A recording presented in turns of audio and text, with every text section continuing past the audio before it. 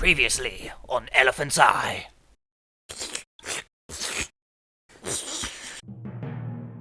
In 1957, historian, Nobel laureate, and world champion curler Ekton Spritzel made a most fascinating discovery.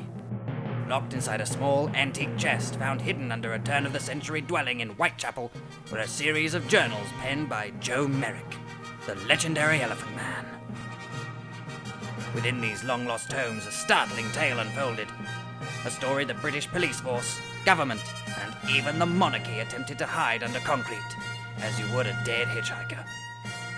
Ekton passed suddenly and quite unexpectedly whilst taking part in a horseboxing match. But his legacy lives on in the program you are about to hear. Elephant's Eye, the untold tales of Joe Merrick.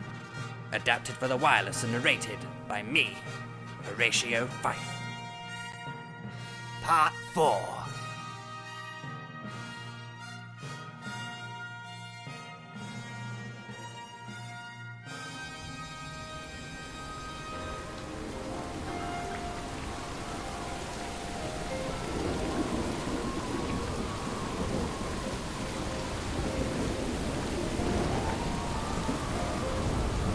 Marston and I disembarked from the Hackney. The chain-link fence that ran the perimeter rattled in the gale as the heavens thought to bestow upon us an icy torrent of disdain. A midnight hailstorm. An abandoned funfair. We could not have hoped for a more apt locale to stage a last hurrah. Paying the driver, enjoying to tip him an extra shilling for ignoring stop signs and reducing smiling couples to mulch as they crossed, we stepped towards the looming iron gates of Old Ditchy. Of all the locations that fell to this infernal economic slump, Old Ditchy was the hardest to take. Many a day wasted spent partaking in a game of hit the beggar with a barrel or drown the leper. I was always partial to a few rounds of taunt the starving child with an apple and beat the Catholic till he disaffiliates. What was the name of that wheezing old coot that ran the place? Mr. Roper. Face like a scrotum. Breath like the Thames. Made a sound not entirely dissimilar to that of a cheese grater whenever he exhaled. Sam actually offered me an employment opportunity in the freak show once. You could have made a pretty penny. People take immense delight in the scrutinization of aberrations. Why didn't you take him up on this offer? He found out I had a master's, said I was overqualified. So typical of employers. Getting the obvious question out of the way, where are they hiding? I'd hazard a guess that they're using the Hall of Mirrors as their rudimentary HQ. Yep, I'm of the same mind. How many shells did you bring? I brought 50. 10 preloaded, and 40 in the box. That should be a sufficient number. Shall we bring an end to this most vile occasion? With you to the bitter end, Joey. Platinum cracks tore across the inky black of the night sky, illuminating the Ferris wheel for the briefest of moments. A firm grip on the handle of my emergency bag. With slow footfalls, we followed the winding, debris-strewn path between the dilapidated coconut shy and the shelves of market stalls, edging closer to our destination. With this recent spate of showers, I can't help but be reminded of the summers I spent in Yangon as a youth. Oh, come on now, Marston. That is, even for you, an obvious fallacy. Worse than your claim that an equine inspector pays you a visit the evening before every Grand National since 1881 to pass on betting tips. Come on, how many of Ghost Force's suggestions were accurate last year? Well, all of them. That damn horse even knew that Gamecock would fall at the 10th fence due to sabotage. Exactly. Ghost Force predicted that your initial favourite, Emperor, would have its odds left in a shambolic state due to a rumour, unsubstantiated of course, that it was in actual fact 2 donkeys glued together with an Alsatian for a jockey. Thanks to him, how much did we win? £12.50. See, a princely sum. Kept you in ivory polish for months. And what, pray tell, was his fee? You told me all he wanted was a bale of hay, strings uncut, left in the alley beside the agent. And when we checked at dawn's early rise, was there any hay left? No, the entire bale had vanished, and in its place was a puddle of what seemed to be hobo blood and ejaculate, which you kept referring to as ectoplasm. It was ectoplasm, and nothing more. Why Why did you so hastily clean it up before I could get a sample? Don't question the mysterious ways of Ghost Horse, who is in no way a drug-induced hallucination. Returning to your original exclamation, explain to me how the current drenching of the city of London is in any way like your supposed salmon in Yangon. For a start, it's in Burma, which is an equatorial country, and thus exceptionally warm. Well, they're a backwards people, and the weather moves in much the same fashion. The summer months for them are akin to our April showers, except they run clear through from May to October. How did your family afford such extravagance on a fisherman's salary? My father, my actual father, was General Ezekiel Master. The Ezekiel Master? The man who single-handedly brought an end to the Second Anglo-Burmese War? Impossible! Your father is a thoroughbred idiot with a soft-boiled egg for a brain. When I met the man, he was trying to catch a fish in a mirror he'd placed upon the ground. The fellow you witnessed going glass diving, as he called it, is my uncle. He took on the role of surrogate father as mine by then had taken on the substantial role of dinner for the hungry Burmese. Why are you revealing this to me now? Well, if this is truly to be our last stand, I'd like to be honest with you about my rather unorthodox family history. My great-grandfather, Horatio Marston, fought valiantly in the first Anglo-Burmese campaign. He was always so proud of himself for aiding the East India Company in capturing such a lucrative trading spot. I'm sure your story is heading towards a less than joyous finale. Correct, as always. Information eventually came to light that Horatio had... Now here we go. During a drunken evening... Only drunk? Obviously the illicit substances began with your shallow end of the gene pool. May I continue without constant heckling from the cheap seats? Oh, go on then. He became so enraged that we had given Yangon back after the initial war that he proceeded to deposit minuscule sacks of burning yak stuff on the doorsteps of those involved in drafting the Treaty of Yandeberg. He did this in the middle of the night, during the driest April since records began, which, incidentally, was the previous spring in that region. So he pranked them with the old shit on the... Wait. What year was this? I think you already know the answer. The Great Yangon Fire of 41 was caused by your booze-soaked great-grandfather by accident? As revenge pranks go, it's certainly in the top 5. It is indeed impressive. On a par with the now legendary date conducted by Polydor de Kaiser in 87, moving Lambert 60 miles east simply to annoy some fellow who insulted his mustache. Indeed. Many claimed was the reason for his knighthood. Were the Burmese less than amused by that sliver of information regarding your relative? Oh my, yes. Executed the poor bastard? Oh, they were infinitely more creative. He was hanged, Oh, lovely. and strung up and carved, Oh, I see where this is going. then dry-aged, then cured, finally served as dinner to the Yangon elders. Oh, stop, I'm getting weak at the knees. My mother was able to escape with me back to England by hiding under the belly flap of a frightfully corpulent dignitary. And you're always weak at the knees. Rather unsportsmanlike, even for you, making light of my impairment. There were no cries of woe about physical status when the LCC saw fit to bestow upon you that enviable freedom pass for the horse-tram network. Us humdrum able-bodies have to pay through the nose. I know you've been using it when I'm out of the city, Marston. You replaced it with a crude forgery and neglected to return it before I arrived home. Me? I'd never stooped so low as to steal your pass. Do please curtail your attempts to deceive me. I took receipt of a court summons, which was addressed to Mr. Joseph Merrick, owner of Pass 3. The charges were as follows.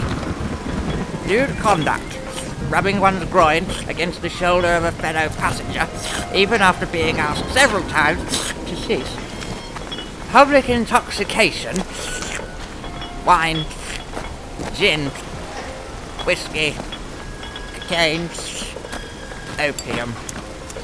Refusing to give up one seat for a rather portly and geriatric person who was referred to as gargantuan, in possession of an odour equal only to that of a month's dead marine animal, and a coffin-dodging blemish upon the city of London.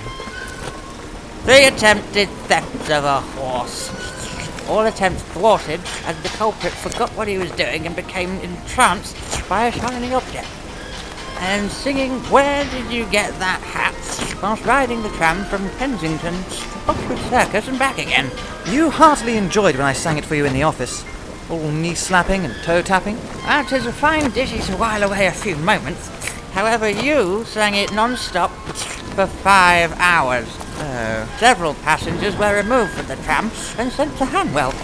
So off their rocker had they become after a mere 15 minutes of your performance. The fortitude of the driver and the horses was not short of Herculean. Are you sure this wasn't you? I've witnessed your transmogrification into quite the loon after imbibing vast amounts of spirits. Quite sure I had no part in the antics listed. The dates of these offences were between August 3rd and August 7th of this year. Your birthday, of course. Really tied one on, 'twould seem, to the point of memory loss. While I did overindulge, that occurred 100 miles away from the city, as I was in Leicester visiting old friends from my days in the workhouse. You're from Leicester? Yes, I'm from... You know I'm from Leicester. You accompanied me there last spring. Wasn't that Chichester? No. We visited my mother's grave in Gilroy Cemetery in Leicester. I'm certain it was Chichester. Leicester is in the north. Chichester's on the south bloody coast. Oh, that can't be right. You have to show me on a map. I shan't believe a word of this until you do. Well, whip my eggs until they're light and frothy. Look! The Drown the Leper booth is intact. And the leper's still there. It was obviously more cost-effective to leave him in the cage to die than to let him out and pay a severance. Yes, life is cheap, etc., etc. We should test it. Perhaps it's still somewhat operational. Doesn't the leper being deceased reduce the pleasure such a game instills in the mind of the player? Well, we could pretend he's alive. I could stand behind him, like so, and move his jaw round to simulate speech. Not unlike Mr. Punch, just on a much grander scale. Hello, Mr. Merrick. I'm Larry the Leper. Drat. His jaw's come off in my hand. Splendid. The perfect keepsake. Stick it in your pocket and come over here. Let's give this luckless dead bastard one last dunk for old time's sake. Would you do the honours, old boy? 'Twould be my pleasure. If I sink him first time, am I forgiven for abusing your past? I've already pardoned your transgressions and received my replacement. How did you swing that so expediently?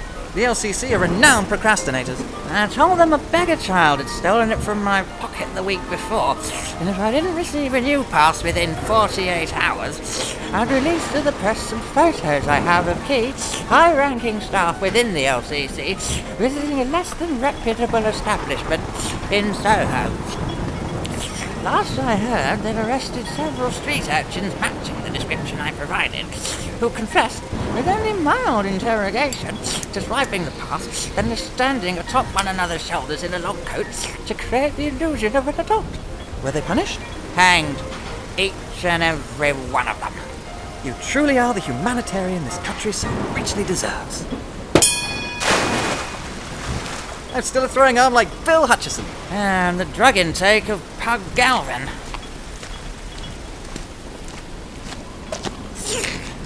I think someone's trying to get the drop on us, old chum. Use the stalls as cover. On 3. 1. Q. The number that looks like a dying orphan. 90. Legendary triple termer William Ewart Gladstone. A toast sandwich. A ghost of Christmas past. 3. Swan diving towards the Immolate the Infant booth. Executing a pirouette in midair. All the world around me slowing to a crawl. Taking aim and firing what I intended to be warning shots. The choking and gurgling I now heard indicated one had been less than cautionary. Well, sounds like my first kill of the night. Your turn, old chum. Righto. Marston peeked round the nearest corner to ascertain the positions of our foes. They've duplicated our plan, using the derelict stalls as temporary cover. Breathing measured, waiting for the precise moment to let Blasted conclude the conversation Liza had commenced. The fools leaned out for a second, giving Marston ample time to fire 3 shells in rhythmic succession. There was naught I could do but slurp in astonishment as both men staggered before tumbling to the grime-strewn floor. Drug addiction had stunted the old boy's reflexes. I'd forgotten how truly lethal you are with a 12 gauge. I single-handedly devastated an entire village during the war, don't you know? They were mostly tribeswomen and infants. Still counts! Marston calmly inserted several shells into the hilt of Blasted before cycling the action one-handed and flashing me the most shit-eating of grins. I've dispatched 2. You've only managed the 1. This isn't a competition. Spoken with the same tone I'd expect from the gentleman lagging behind. Slithering through the shadows in a serpentine fashion, spying a lone member of the gang pacing toward us, obviously alarmed by the gunfire. I slid from my boot sheath the gambler's dagger that was gifted to me at graduation by my tutor. I'll surprise him. Wait here. Keep watch in case I foul up. Worry not. I'll clean up after you if you soil yourself. He knew full well I had control over my movements, but this was no time for bickering. Tiptoeing into the penumbra, hoping not to raise any suspicions. Once within spitting distance, I paused, setting the emergency bag down behind me, and knocked lightly on the metal shutter. Someone there? Don't make me come over. Kneeling against the stall, I could hear my target approaching, observing with intent as he squinted into the void of my hiding place. Must have been Castle. Returning to his post. A perfect opportunity to leave the shadows and follow. Knife raised, matching his footfalls. Reaching forward, tight grip on left shoulder. Bringing the blade up, running the edge quickly across his throat. Dropping him like a sack of day-old potatoes. The dusty concrete floor turning dark with his murderous emissions. Now we're matched, 2 for 2. I signaled for Marston to move. As he began to reposition, the piercing echo of a rifle caused me to about turn with enough haste to cause mild whiplash. Marston! Joey boy! One of those pesky rotters shot me in the leg. Don't you think this would be an opportune moment to unleash the contents of your emergency bag? Too early for such extremes. I'll dispatch this one the old-fashioned way. You're going to get him drunk on cocktails? The beastly rifleman pumped another round into poor Marston, which thankfully put an end to his ghastly attempt at humour. Good golly, that stings. Glad I smoked up before we came in, otherwise this whole situation would be far more excruciating. Detective Merrick, wonderful to see you again. Seems this time I have you by the moustache. I don't have a mustache, Sebastian, and neither do you. I, of course, meant that metaphorically. Hardly the time to give me attitude, old boy. Your friend looks the worse for wear from up here. Baiting him with a quick flash of lead, quite hot lead impacting on the cobbles, sending shards of stone into the air. Maybe 40 yards, 130 feet. Liza only has a range of around 100 in clement weather, much less this storm. No chance to land a hit from my current position. I must push on and find a more advantageous angle. You're a coward, Sebastian, hiding behind a scope. That may well be. Unfortunately for you, survival favors the coward over the hero. My next shot may prove you wrong. Let us not forget who escaped from whom when we last fought. An elephant never forgets! You really need to retire that catchphrase. Nature's fury bestowing brief brilliance, utilizing the fluorescence to assist in my aiming.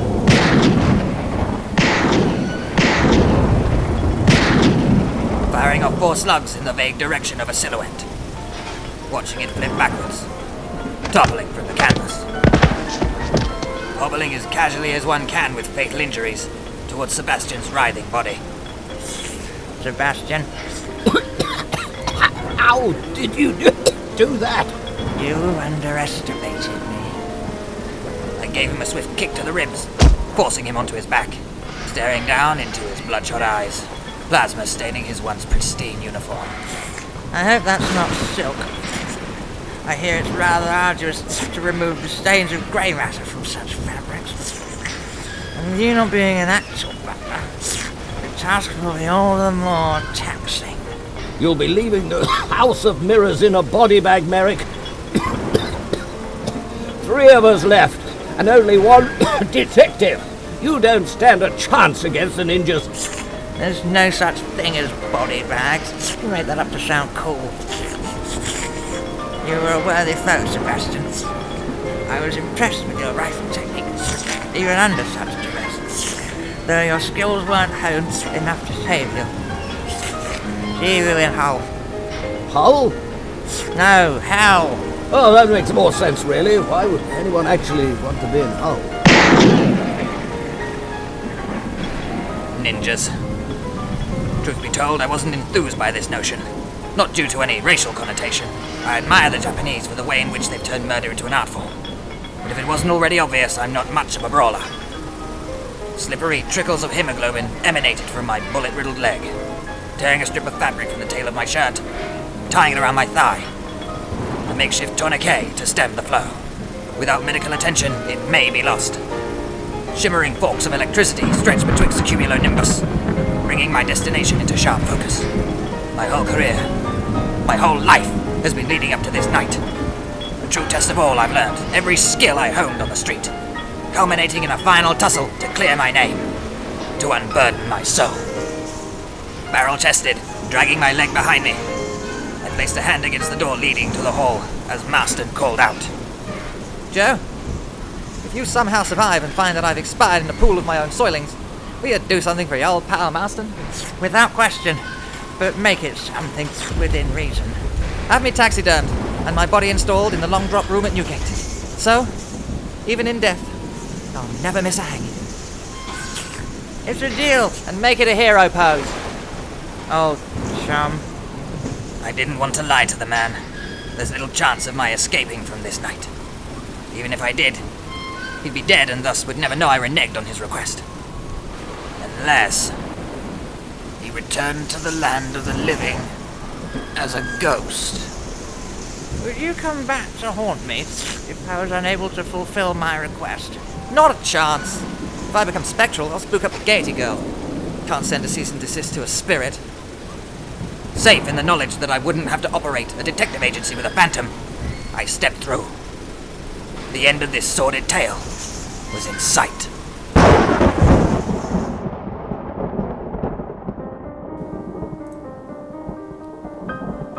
The Elephant's Eye, Part 4. Written, produced and arranged by Kurt Howard, with additional writing by Mark Hussard. Horatio Fife as the narrator, Reginald Harelik as Joe Merrick, Kenneth Bonejangle as Marston, Dermot O'Blunderbuss as the guard, and Mel Shiner as Sebastian. An Elephants Eye production.